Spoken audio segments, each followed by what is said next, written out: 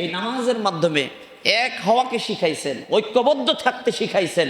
আজকে সারা পৃথিবীর সব 200 কোটি মুসলমান যদি এক থাকতো, এই নামাজের শিক্ষাটা যদি তারা বাস্তবায়ন করত, পৃথিবীর কাফের আর মুশরিকরা আমাদের দিকে গরম চোখ করে তাকাতেও ভয় পাইত, ঠিক কিনা?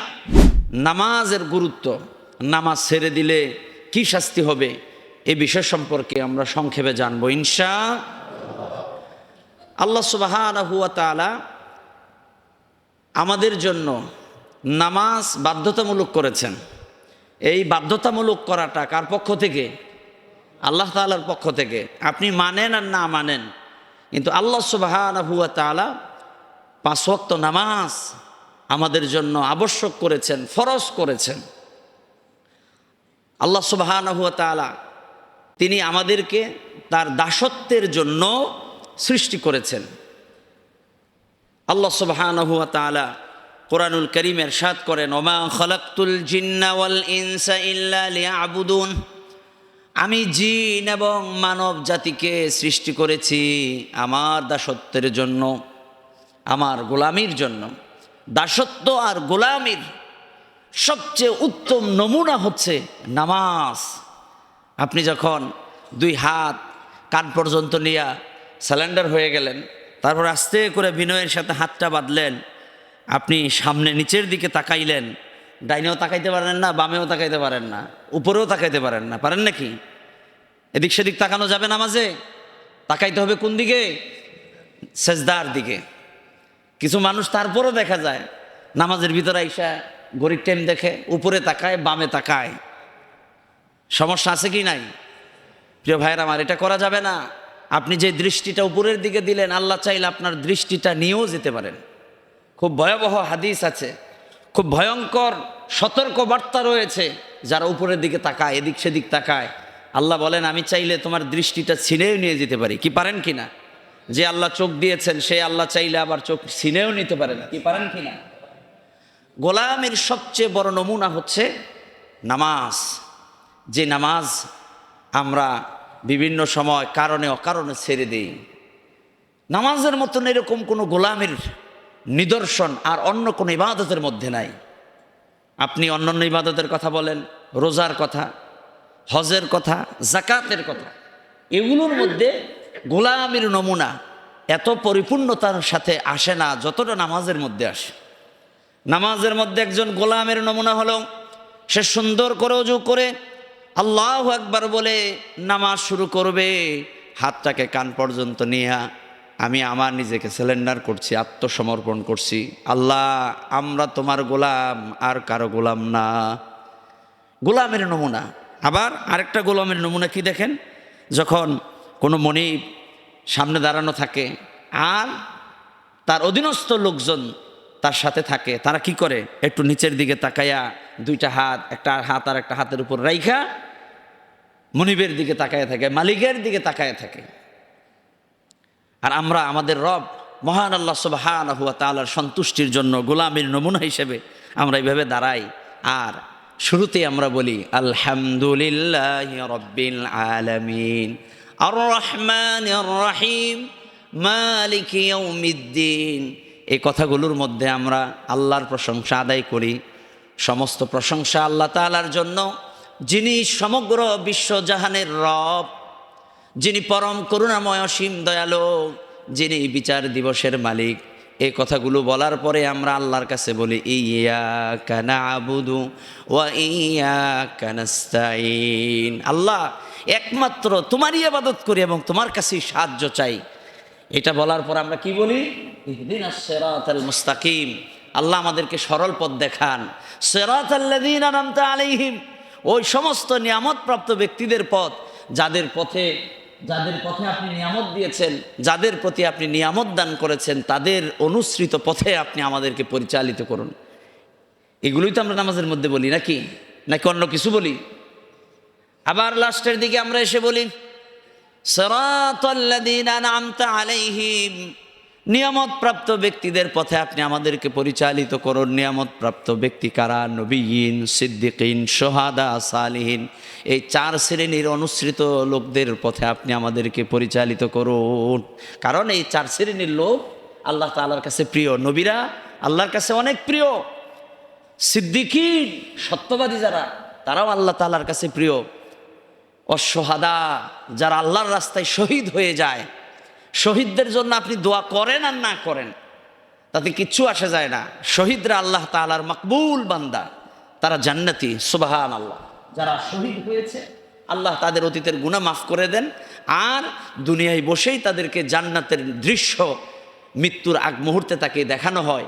যার কারণে দেখবেন শহীদরা যখন মারা যায় তাদের চেহারাটা বিবস্ত্র, দেখতে একেবারে বিদ্যুটে হয় না, দেখতে সুন্দর লাগে, মনে হয় যে হাসি দিয়ে আসে বিদায় হয়ে গেছে, ঠিক কিনা? শহীদদের সম্পর্কে বহু ফজিলতের কথা হাদিসের মধ্যে আসছে। শহীদদের রক্তের ফুঁটা মাটিতে পড়ার আগেই আল্লাহ তাআলা তাকে মাফ করে দেন, শহীদদের কবরের আযাব আল্লাহ মাফ করে দেন। শহীদরা এমন এক আল্লাহর গোলাম, আল্লাহ তাআলার কাছে তারা দুনিয়ায় বারবার আসতে চায়, কারণ তারা স্বচক্ষে জান্নাত দেখতে পান, সুবহানাল্লাহ। তাহলে এদের অনুসৃত পথে আমরা আল্লাহর কাছে চলার জন্য আল্লাহর কাছে আমরা দোয়া করি, গায়রিল মাগদুবি আলাইহিম ওয়ালাদ-দাল্লিন, তাদের পথে নয় যাদের প্রতি আপনি অভিসম্বাদ করেছেন, যারা পথভ্রষ্ট হয়েছে। আল্লাহ আপনি তাদের পথে আমাদেরকে পরিচালিত করবেন না। তারা কারা? তারা হচ্ছে ইহুদি, তারা হচ্ছে খ্রিস্টান, তারা হচ্ছে অমুসলিম, ঠিক কিনা? তাহলে অমুসলিমদের পথে চলা যাবে? অমুসলিমরা যে কৃষ্টি কালচার, যে আদর্শ লালন করে সেটা কোনো মুসলমান লালন করতে পারে না। সে তার ঘোষণাটা আমরা তো নামাজের মধ্যেই দিয়ে দিয়েছি। আমাদের সাথে অমুসলিমদের সাথে কোনো সম্পর্ক, হ্যাঁ বেচা কিনা, লেনদেন, সামাজিকতা রক্ষার্থে যতটুকু দরকার ততটুকু তাদের সাথে রাখতে হবে, কিন্তু তারা আমাদের কখনো অন্তরঙ্গ বন্ধু হতে পারে না, তারা আমাদের কখনোই কাছের হতে পারে না, ভাই হতে পারে না। ভাই কারা? ভাই হবে তারাই যারা ঈমান এনেছে, যারা নামাজ পড়ে, যারা নামাজি, তারাই আমাদের ভাই, ঠিক কিনা? একজন মুসলমান আরেকজন মুসলমানের ভাই হবে, বন্ধু হবে একজন নামাজি ব্যক্তি। আপনি নামাজি ব্যক্তির সাথে সম্পর্ক রাখলেন, আপনি ভালো কিছু তার কাছ থেকে পাবেন। আর আপনি অমুসলিমের সাথে সম্পর্ক রাখলেন, সে যে কোনো সময় আপনাকে সবল দিবে। যেরকম বিষধর সাপ, ওটাকে আপনি দুধ কলা দিয়ে যতই পোষেন না কেন, ও সুযোগ পাইলে কিন্তু ছো মারবে। কি মারবে কিনা বিশ্বাস হয়? ঠিক তদ্রূপভাবে অমুসলিম যারা আছে তারা যখনই সুযোগ পাবে মুসলমানদেরকে এরকম সবল মারবে, তারা কিন্তু বিন্দু পরিমাণ দ্বিধাবোধ করবে না। আপনি আজকে তার সাথে খুব সম্পর্ক, ভাবেন সে তো আমার মুসলমান বন্ধুর চেয়েও খুব ভালো, বিপদে আপদে সবসময় আছে, হ্যাঁ আছে, আবার সুবিধা সুযোগ পাইলে সে আবার সবলও মারবে, এটাও জানা নেন। কারণ আল্লাহ সুবহানাহু ওয়া তাআলা নামাজের ভিতরে এই কথাটা আমাদেরকে জানায় দিয়েছেন, সুবহানাল্লাহ। প্রিয় ভাইরা আমার, তাহলে নামাজের মাধ্যমে আমরা সবচেয়ে আল্লাহর গোলামের পরিচয় দিতে পারি। আল্লাহর গোলামের নমুনা হচ্ছে এই যে দেখেন নাক আর কপাল, এটা আমরা মাটির সাথে মিশাই, সেজদা দেই। এটা পৃথিবীর কোনো মানুষের সামনে আমরা নত করি না। কপাল এরকম কারো সামনে না নত করা যাবে? জায়েজ আছে। কিন্তু আমরা কার সামনে নত করি? আল্লাহ তাআলার সামনে। আল্লাহ সুবহানাহু ওয়া তাআলা 5 ওয়াক্ত নামাজের মধ্যে আমাদের মাধ্যমে আমাদের কাছ থেকে নাক আর কপাল দিয়ে একটা স্বাক্ষর নিচ্ছেন। আমি আমার ভাষা এইভাবেই বলি, মুফাসসির কেরাম তারা বলেছেন নাক আর কপাল এটা একটা প্রতীক। কোনো অধীনস্থ লোক মালিকের অধীনে যখন কাজ করে দেখবেন স্বাক্ষর দেয়, কি স্বাক্ষর দেয় না? সকালে কয়টায় ঢুকছে, কয়টায় বের হয়েছে, তার হাজিরা আছে। আমরা যে আল্লাহর গোলাম, সেই গোলামের পরিচয়টা হলো 24 ঘন্টার মধ্যে আল্লাহ তাআলা 5টা সময় আমাদের কাছ থেকে উপস্থিতি আশা করেন। তিনি আমাদের কাছ থেকে চান আমরা যেন 5টা সময় আল্লাহকে আমরা সাক্ষী দেই। আর সেটার মাধ্যমটা কি না? এই নাক আর কপাল। এটা আমরা সেজদার জায়গায় দিয়ে আমরা স্বাক্ষর দিয়ে নিচ্ছি আর ঘোষণা দিচ্ছি, আল্লাহ আমরা একমাত্র তোমারই গোলাম, আর কারো গোলাম না, ঠিক কিনা? সুতরাং 24টা ঘন্টার মধ্যে 5 ওয়াক্ত নামাজে আমরা আল্লাহকে সাক্ষ্য দেই, আল্লাহ আমরা তোমারই ইবাদত করি, তোমার কাছে সাহায্য চাই। এই 5 ওয়াক্ত নামাজের ফরজ আছে 17টা। কয়টা? 17 ফরজ। এই 17টা ফরজ যখন আমরা আদায় করি 5 ওয়াক্ত নামাজের মধ্যে, তখন আমরা আল্লাহর বান্দা, আল্লাহর গোলাম। আর যখন এক ওয়াক্ত নামাজ আমরা বাদ দেই, তখন আমরা একটা অর্ডার, আল্লাহ তাআলার একটা আদেশ আমরা অমান্য করি। প্রিয় ভাইরা আমার, আমরা আল্লাহ সুবহানাহু ওয়া তাআলার আদেশকে যখন অমান্য করি, আল্লাহ সুবহানাহু ওয়া তাআলা তখন আমাদের প্রতি অসন্তুষ্ট হয়ে যান। ইবলিস শয়তান আল্লাহর আদেশকে কয়টা অমান্য করেছিল? সবাই বলেন একটা। কি আদেশ? আল্লাহ বলছিলেন আদমকে সাজদা করো, কিন্তু ইবলিস সে আদমকে সাজদা করে নাই। আল্লাহ তাআলা জান্নাত থেকে বের করে দিলেন, ইবলিস হয়ে গেল শয়তান। অমান্য করছে আল্লাহর হুকুম, আল্লাহর আদেশ কয়টা?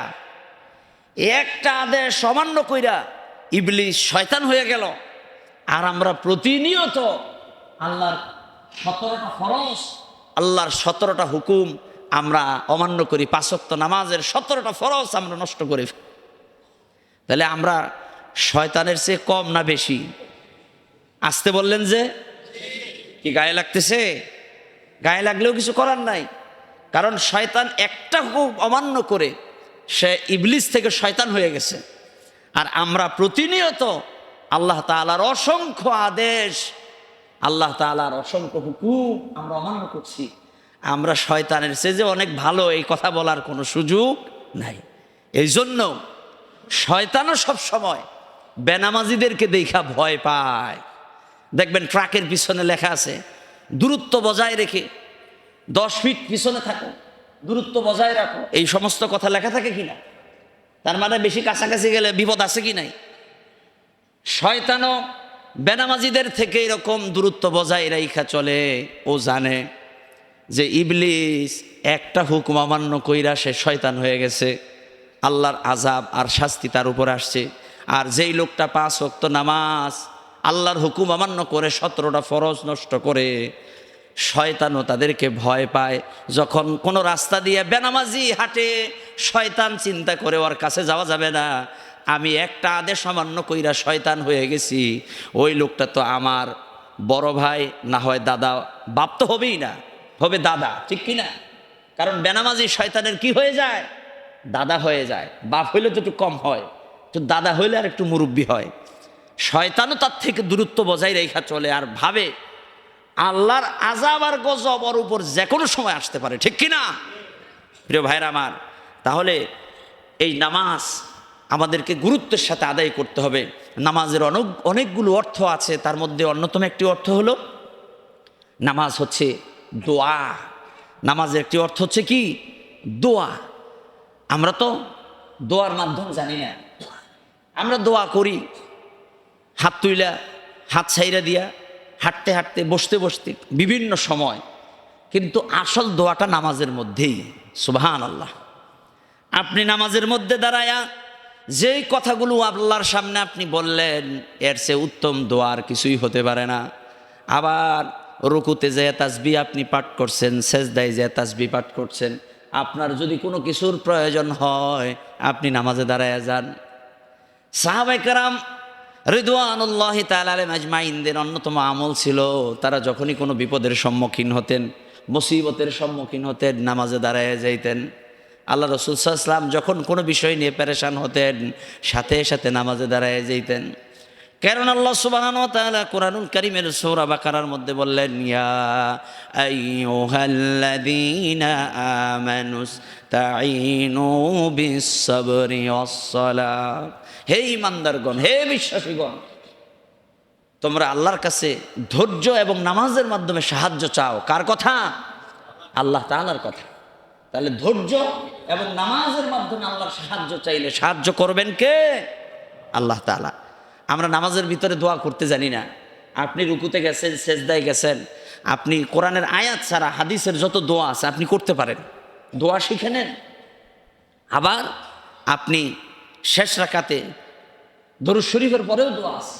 এই দোয়ার মধ্যে যেই কথাগুলো বলা হয়, আপনি যদি এর অর্থটা জানতেন, তাহলে আপনার জীবন এবং আমল আরও পরিবর্তন হইতো, সুন্দর হইতো। প্রিয় ভাইয়ের আমার, তাহলে নামাজ আমাদেরকে আদর্শবান বানায়, নামাজ আমাদেরকে বিনয়ী বানায়। নামাজের আরেকটি অর্থ হচ্ছে নিকটবর্তী থেকে আরও নিকটবর্তী হওয়া। নামাজের মাধ্যমে বান্দা আল্লাহর সবচেয়ে নিকটবর্তী হয়। আল্লাহ সুবহানাহু ওয়া তাআলা কুরআনুল কারীমে জানিয়ে দিলেন, ওয়াসজুদু ওয়াকতারিব, সেজদা দাও, সেজদার মাধ্যমে আল্লাহর নিকটতম বান্দায় পরিণত হয়ে যাও। সেজদা দিলেই আপনি আল্লাহর নিকটতম বান্দা হয়ে গেলেন, নিকটবর্তী হয়ে গেলেন। বান্দা যখন সেজদা দেয়, এই সেজদা এবং মহান আল্লাহ, এই সেজদার মাধ্যমে আপনি নিকটতম বান্দা হলেন। এই সেজদার মাঝখানে, আল্লাহর মাঝখানে এবং এই সেজদার মাঝখানে কোনো হিজাব থাকে না। সুবহানাল্লাহ, আপনি আল্লাহর নিকটতম হয়ে গেলেন। আল্লাহর নিকটতম যদি হতে চান, আপনাকে সেজদা দিতে হবে। এই সেজদার মাধ্যমে একজন বান্দা আল্লাহর নিকটতম বান্দায় পরিণত হয়ে যেতে পারে। সাহাবায়ে কেরামদের নামাজের ধরনটা কেমন ছিল? তারা যে নামাজে দাঁড়াইছে, কোনো হাদিসের বর্ণনা এরকম পাওয়া যায়, সাহাবায়ে কেরাম তারা নামাজে দাঁড়িয়েছেন, পাখি এসে মাথার উপরে বসে থাকত। কারণ পাখিও বুঝতো না যে এটা মানুষ নাকি একটা গাছ।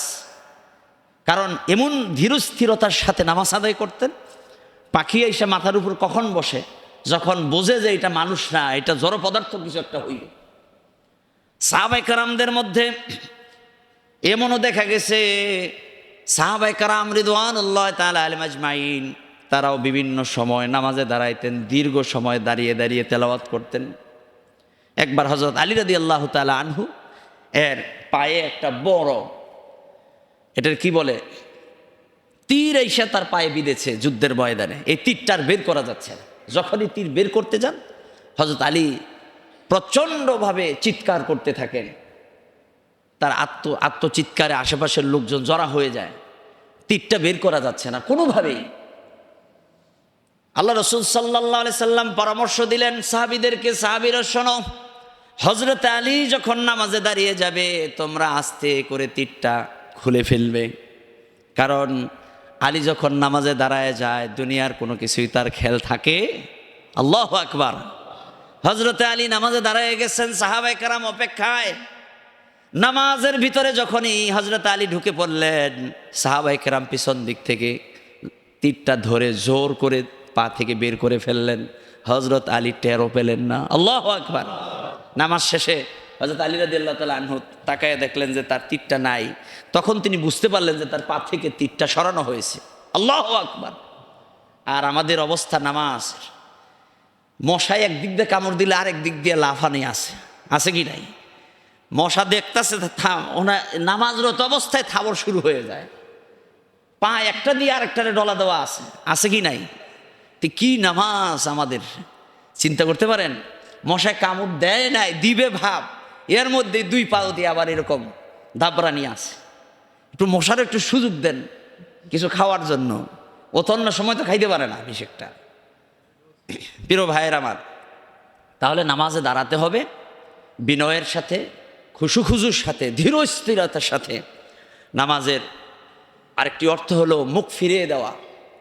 আমরা নামাজ যখন দাঁড়াই, তখন কেবলার দিকে আমরা মুখ ফিরাই। আল্লাহ তাআলা আমাদের জন্য কেবলা বাইতুল্লাহ করেছেন। তো ওই কেবলার দিকে আমরা মুখ ফিরাই, তার অর্থ হচ্ছে আমরা আল্লাহর দিকেই মুখ ফিরাচ্ছি, আল্লাহর হুকুম আমরা পালন করছি। এই জন্য কোরআনুল কারীম আল্লাহ বলেছেন, ইন্নী ওয়াজ্জাহাতু ওয়াজহিয়া লিল্লাযী ফাতারাস সামাওয়াতি ওয়াল আরদা হানিফাও ওয়া মা আনা মিনাল মুশরিকিন। আমরা এটারে জায়নামাজের দোয়া বানায় ফেলছি, ঠিক কিনা? জায়নামাজে দাঁড়িয়ে আমরা এই দোয়াটা পড়ি। এটা কোরআনের আয়াত, আল্লাহ বলছেন। এটা জায়নামাজের সাথে, এটার সাথে কোনো সম্পর্ক নাই। আপনি নামাজে দাঁড়াচ্ছেন, আপনি মনে মনে চিন্তা করতে পারেন না যে আমি আমার মুখটাকে ঘুরিয়ে দিলাম সেই রবের দিকে, যিনি এই বিশাল আসমান ও জমিনের মালিক। সুবহানাল্লাহ। আমরা যখন নামাজে দাঁড়াই, আমাদের রবের দিকে আমরা আমাদের মুখটাকে ফিরিয়ে দিই। এটাকে এদিক সেদিক করা যাবে না, উপরে তাকানো যাবে না, একেবারে সেজদার দিকে গোলামের মতন দাঁড়ায় যাইতে হবে। এটাই হচ্ছে নামাজ। প্রিয় ভাইয়ের আমার, আর এই নামাজটা যথাসময়ে পড়তে হবে। নামাজ যথাসময়ে যদি আমরা আদায় না করি, তাহলে এই নামাজ না। আল্লাহ সুবহানাহু ওয়া তাআলা নামাজকে নির্দিষ্ট সময়ের জন্য নির্ধারণ করে দিয়েছে। আল্লাহ কোরআনুল কারীমের মধ্যে জানায় দিলেন, ইন্নাস সালাতা কানাত আলাল মুমিনিনা কিতাবাম মাওকুতা। আল্লাহ বললেন যে নিশ্চয়ই নামাজ নির্দিষ্ট সময়ের মধ্যে আদায় করতে হবে। আমি নির্দিষ্ট সময়ের সাথে নামাজকে আবশ্যক করে দিলাম। আপনি আসরের নামাজ পড়লেন মাগরিবের পরে যাইয়া, আর মাগরিবের নামাজ পড়লেন এশার পরে যাইয়া, আর এশারটা বললেন যাইয়া ফজরের পরে, এটা হইল নামাজ? তার টাইমলি নামাজের যে নির্ধারিত সময়ের মধ্যেই আপনাকে পড়তে হবে, এটাই হচ্ছে নামাজের অর্থ। প্রিয় ভাইয়ের আমার, এই নামাজ আমাদেরকে বেশ কয়েকটা বিষয় শিক্ষা দেয়, যে শিক্ষাগুলো আমরা অনেক সময় গ্রহণ করি না। নামাজ আমাদেরকে শিখায় ঐক্যবদ্ধ থাকা। এই যে আমরা এখানে আসছি, কোনো মারামারি আছে? কোনো ঝগড়া আছে? রক্তপাত আছে? ধাক্কাধাক্কি তো নাই নাকি? না ওইটা আছে? তবে ঠেলাঠেলি আছে। ঠেলাঠেলিটা কেমন? ধরেন আপনি পিছনে আছেন, আপনি সামনে আসলেন। এইটা কিছু মানুষ করে, সবাই যে করে তা না, কিছু মানুষ। এই ঠেলাঠেলি ধাক্কাধাক্কি মসজিদে আইসা ঠিক না। আপনি আসছেন, যেখানে জায়গা পাইছেন বসে যান। হ্যাঁ, আপনি যদি বিশেষ কোনো ব্যক্তি হয়ে থাকেন, আলেম হয়ে থাকেন, সম্মানিত হয়ে থাকেন, সামনের মানুষেরা যদি আপনাকে জায়গায় ছেড়ে দেয়, আপনি সামনে আসতে পারবেন। কিন্তু জোর কইরা ঠেইলা সামনে আসার কোনো সুযোগ নাই। কারণ এখানে আসলে আমরা সবাই এক, আমরা সবাই একজনের গোলাম। তিনি কে? এখানে ধনী গরিব, সাদা কালো কোনো বৈষম্য নাই, কোনো পার্থক্য নাই। আপনি 1000 কোটি টাকার মালিক, আপনার ড্রাইভার আপনার সাথে নামাজে দাঁড়াইছে, তার পাওটা আপনার পায়ের সাথে লেগে গেছে। আপনি বলতে পারবেন না, হে ড্রাইভারের বেটা, তুই তোর পাওটা আমার সাথে লাগলো কেন? তুই জানিস আমি কত টাকার মালিক? এ কথা বলার সুযোগ আছে? বলতে পারবে কেউ? তার মানে হলো এই মসজিদ, নামাজ আমাদেরকে ঐক্যবদ্ধ এবং বৈষম্যহীনতাকে শিখায়। আমরা সবাই এক, আমরা সবাই আল্লাহর গোলাম। প্রিয় ভাইরা আমার, কিন্তু সেই শিক্ষাগুলো আমরা কিন্তু নেই না। দেখবেন এই নামাজে আসছি, সবাই একসাথে আসি, এক কাতারে আসি, সুন্দর করে বসে আছি। নামাজ থেকে বের হলেই এই গেট দিয়ে এক দল মিছিল, এই গেট দিয়ে আরেক দল মিছিল, আছে কি নাই? অথচ একটু আগে আমরা সবাই এক ছিলাম, আবার মসজিদ থেকে বের হইয়া আমরা বিভিন্ন দলে পরিণত হয়ে যাই। অথচ আল্লাহ সুবহানাহু ওয়া তাআলা আমাদেরকে এই নামাজের মাধ্যমে এক হওয়াকে শিখাইছেন, ঐক্যবদ্ধ থাকতে শিখাইছেন। আজকে সারা পৃথিবীর সব 200 কোটি মুসলমান যদি এক থাকতো, এই নামাজের শিক্ষাটা যদি তারা বাস্তবায়ন করত, পৃথিবীর কাফের আর মুশরিকরা আমাদের দিকে গরম চোখ করে তাকাতেও ভয় পাইতো, ঠিক কিনা? তারা হত্যা করতো তো দূরের কথা, আমাদের উপর তো এইটাও সেটা বলতো তো দূরের কথা, আমাদের দিকে তাকাইতেও তারা ভয় পাইতো। কিন্তু নামাজের যে শিক্ষাগুলো আছে সেগুলো কিন্তু আমরা বাস্তবায়ন করি না। নামাজের অন্যতম শিক্ষা হলো আমরা সবাই এক এবং অভিন্ন। যারা ঘোষণা দিয়েছিল লা ইলাহা ইল্লাল্লাহ মুহাম্মাদুর রাসূলুল্লাহ সাল্লাল্লাহু আলাইহি সাল্লাম, এই ঘোষণার পর যারা আমরা নামাজ আদায় করি, আমাদের মধ্যে কোনো মতপার্থক্য নাই, আমাদের মধ্যে কোনো অনৈক্য নাই, আমাদের মধ্যে কোনো ঝগড়া নাই, কোনো দলাদলি নাই। আমরা সবাই একটা পরিচয় দিব, সেটার নাম হলো মুসলমান। আমরা সবাই কি? মুসলমান।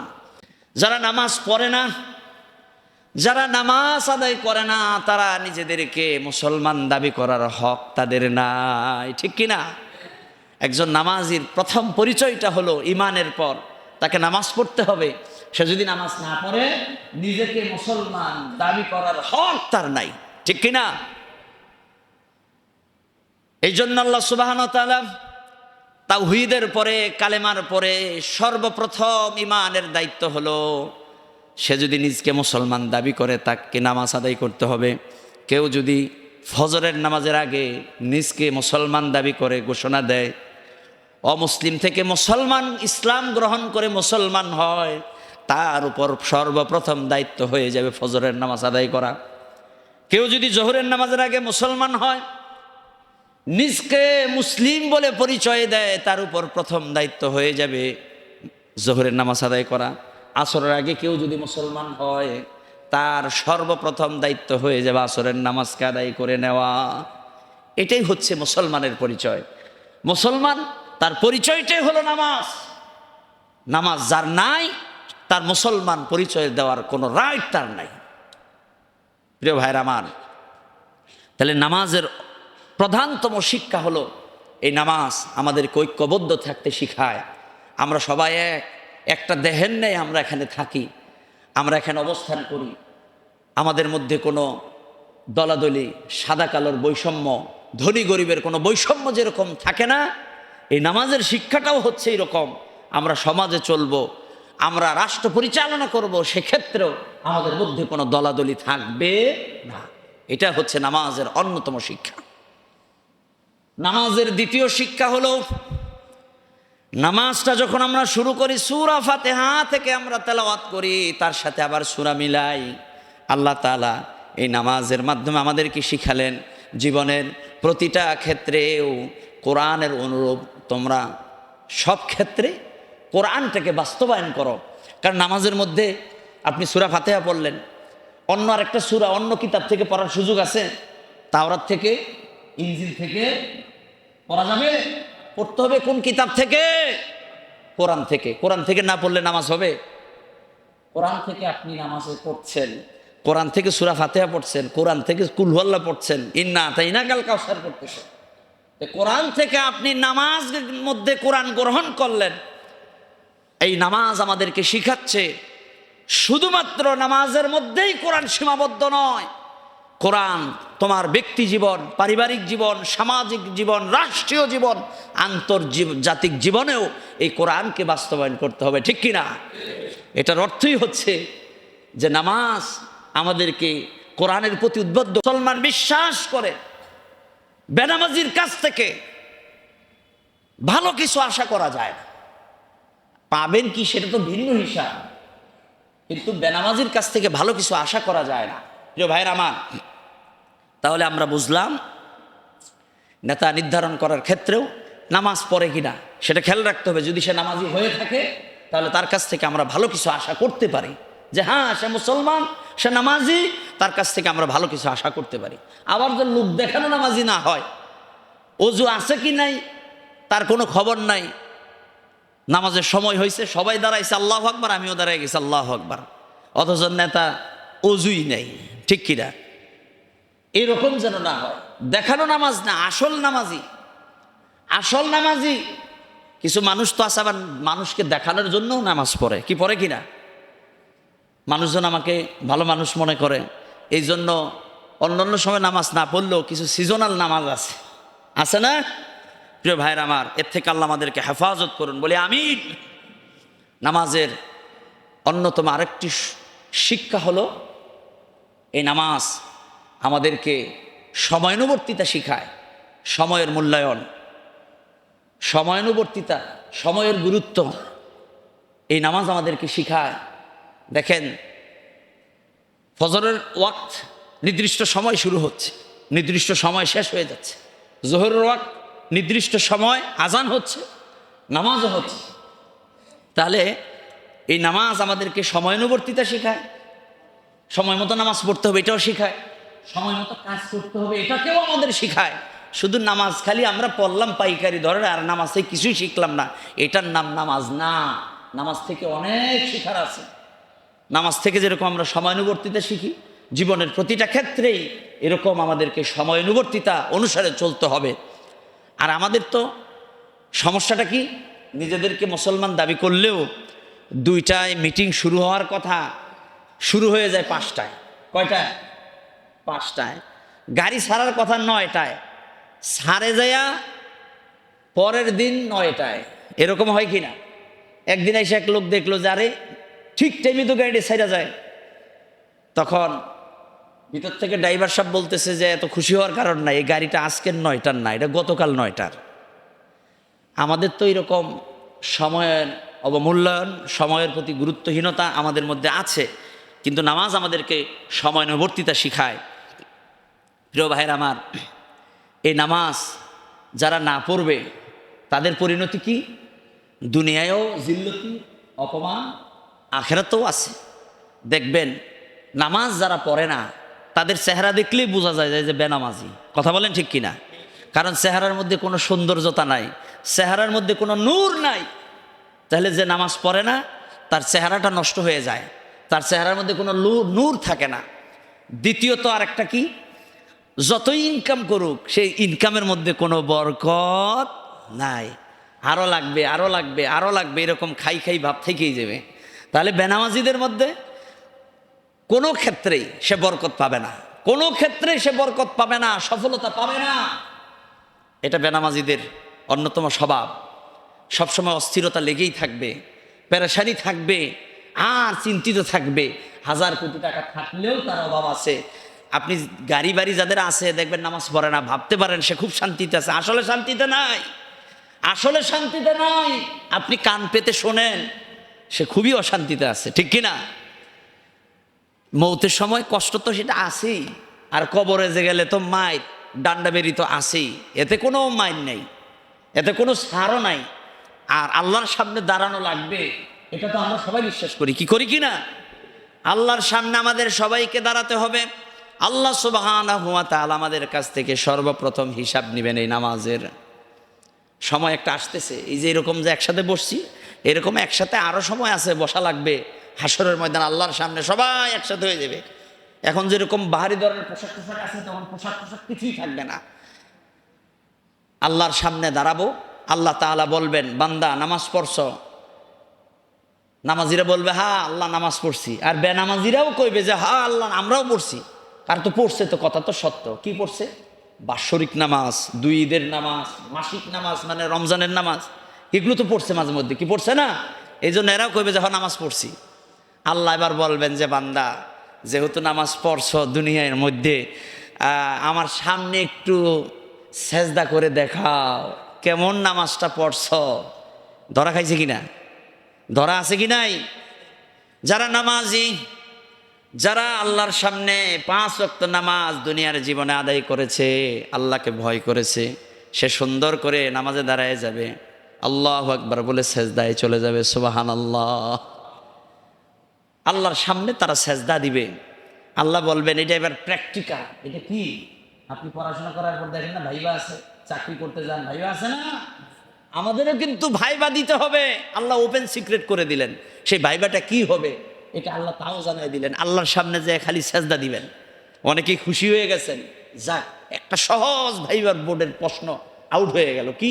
আল্লাহর সামনে সেজদা দেওয়া তো সহজ, আল্লাহু আকবার বলে একটা সেজদা মেরে দিলেই তো হয়ে গেল, বাস জান্নাত। তাহলে তার নামাজ পড়াই লাগবে না, এত সহজ, এত সহজ। বেনামাজিরা হুঁশিয়ার, সাবধান। আল্লাহর সামনে যারা সেজদা দিবে তারা 5 ওয়াক্ত নামাজি। যারা 5 ওয়াক্ত নামাজ যথাযথভাবে যথাসময়ে দুনিয়ার জীবনে আদায় করেছে, তারা একমাত্র আল্লাহর সামনে সেজদা দিতে পারবে। অন্যরা তাদের কোমরটা কেউ বাঁকা করতে পারবে। আল্লাহ কোরআনুল কারীমে জানায় দিলেন ইয়াউমা ইউকশাফু আন সাকিন ওয়া ইউদআউনা ইলাস সুজুদি ফালা ইয়াস্তাতিউন।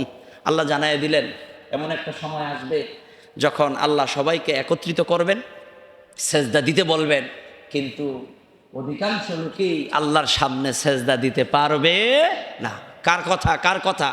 আল্লাহ তাআলার কথা। এই আয়াতের তাফসীরের মধ্যে আসছে যারা বেনামাজি তারা সেজদা দিতে চাইলেও তারা সেজদা দিতে পারবে না, তাদের কোমরটাও বাঁকা হবে না। কোমর বাঁকা হবে না, কোমর বাঁকা হবে না, কাঠের মতো শক্ত হয়ে যাবে, লোহার মতো শক্ত হয়ে যাবে, দাঁড়ায়েই থাকবে, সেজদায় যাইতে পারবে না। যারা নামাজি তারা আস্তে করে সুন্দর করে সেজদায় চলে যাবে।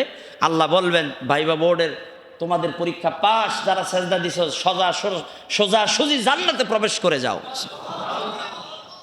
আর যারা সেজদা দিতে না পারবে, যারা সোজা দাঁড়ায় আছে, কোমরটা সোজা লোহার মতন শক্ত, আল্লাহ বলবেন ফেরেশতারা কোথায়, ওদেরকে ধর, পাকড়াও কর, ডান্ডা বেরি লাগা, 70 হাত লম্বা শিকল দিয়া, 70 গজ শিকল, এটারে ধইরা পায়ে লাগানো হইবে, হাতে লাগানো হবে, ঘাড়েও লাগানো হবে।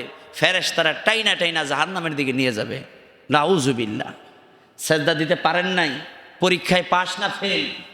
পাস না ফেল? ফেল। এবার ফেরেশতারা ধইরা ডান্ডা বেরি লাগাবে, শিকল লাগাবে, টেনে টেনে জাহান্নামের দিকে নিয়ে যাবে। চিন্তা করতে পারেন সেই দৃশ্যটা কত ভয়াবহ হবে।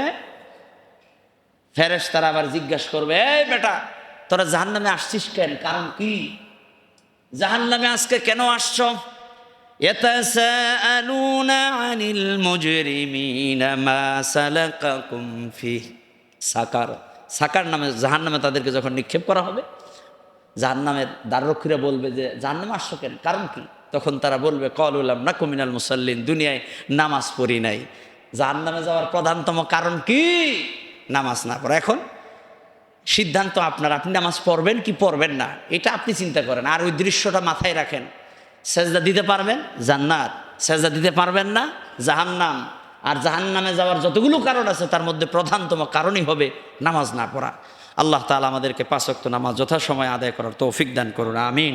ওয়া আখির দাওয়ানা আলহামদুলিল্লাহি রাব্বিল আলামিন।